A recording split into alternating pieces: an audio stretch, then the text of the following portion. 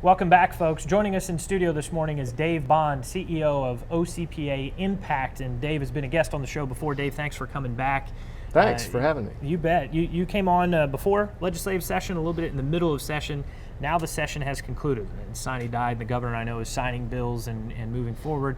Recap us this session at some of the highlights that you think came out of the 2015 legislative session.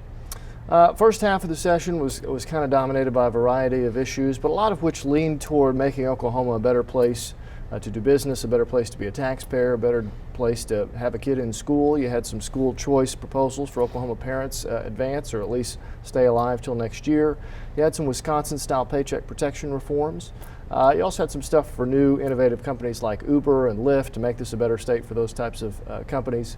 The second half was a lot about budget, a lot about spending. A lot of people were concerned with the price of oil dropping in half, that was really going to impact tax collections. Thus far this year, we're on pace to set record tax collections, really? even with that in place. So, but again, they were budgeting for the following year, so time will tell. And also some new bonding for some state museums and legislators from different parts of the state taking up different sides in that conversation. Those were a few of the highlights, and then making sure that the income tax cut that's scheduled for January gets preserved. There were some folks who wanted to see that go away so they could spend more money. And until it takes effect, I'm sure there will be people who still beat that drum. So we were just talking about the possibility of a special session for transportation. You know, maybe sure. the folks who want to revisit the tax cut that's already scheduled to go into effect that you mentioned. Is that really in the cards? What do you think? I think that's a possibility. It might depend on how long this unique weather continues. I think we're on pace already to set record rainfall for the year now. And so probably a lot will depend on that. Time will tell. They've come back into special session for a few things the past few years, and I don't think it's out of the question. And a special session, essentially, so our viewers at home understand, they could come in for one day, take up one issue or two issues, get it addressed, have a deal worked out in advance, and they could be out. This isn't a month or two long engagement that you're discussing. Sure. They already tapped the rainy day money so they could increase funding for mental health programs, so they might as well tap it at this point, I suppose, to accelerate some road and bridge maintenance. So let me ask you to go a little bit further on that, because we were just sitting here talking about how the rainy day fund is for emergencies. You're saying it was tapped for certain mental health programs, and I know there's been a lot of discussion about this budget deal. There's still going to be discussion about the budget deal. Can you break some of that down? Because I think our viewers at home would be surprised, having just heard what the rainy day fund is for, that's what it was used for. What else is in the budget? Yeah, so from the start of session through the course of it, there were different estimates that there was going to be a budget shortfall for Oklahoma government of anywhere from $300 million to in excess of $600 million.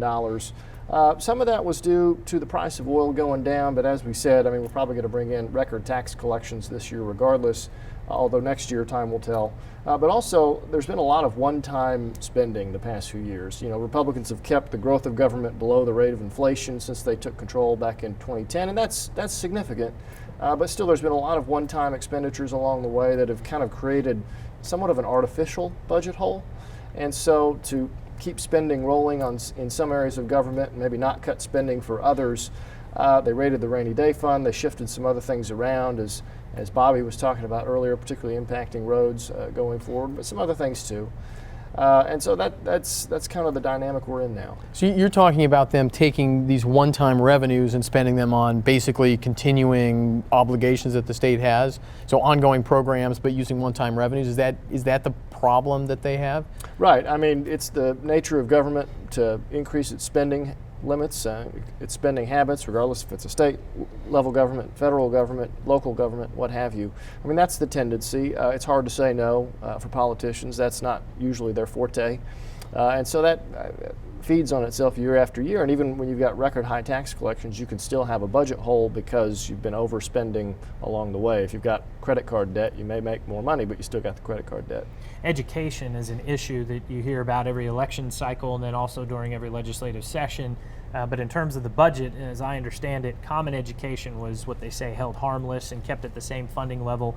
Career technology, and then higher education both received a cut. Is that correct? In their appropriations, but there's a lot of different things that come into state government funding other than just what the legislature directly appropriates. For education, for instance, per pupil spending in this state has been at record highs the past few years, per pupil, per kid, when you factor in the state appropriated money that legislators control, the off-the-top money that they still technically control, but it's not part of the appropriations process, plus the federal money, plus the local property tax money. We're spending more on kids in public schools than we ever have in Oklahoma. Dave, we've got about a minute left here in the segment. Project forward to us. Coming out of this session, what do you anticipate going into next legislative session, which is an election year? What do you see happening? I mean, the price of oil is going to be on everybody's mind until it gets higher, probably than $60, maybe $70 or more a barrel. I mean, our economy in Oklahoma is not diversified enough to withstand that for too long a period of time, as we saw in the 80s, and we still haven't diversified enough since then. Other states are moving to be more and more competitive, looking at some of the stuff we've done, like income tax reductions in Oklahoma, trying to imitate that with pretty good results so far, and those state competitiveness factors will continue to be in play. Any other issues, education, any budget issues that you think will carry over into next year? There's several things related to school choice and parental options that will be moving again next year. Absolutely. Dave, thanks so much for being here. Good luck the rest of the year guys. and next Thanks, year Dave. again. Folks, we need to take a quick break. We'll be right back with some final thoughts right after this.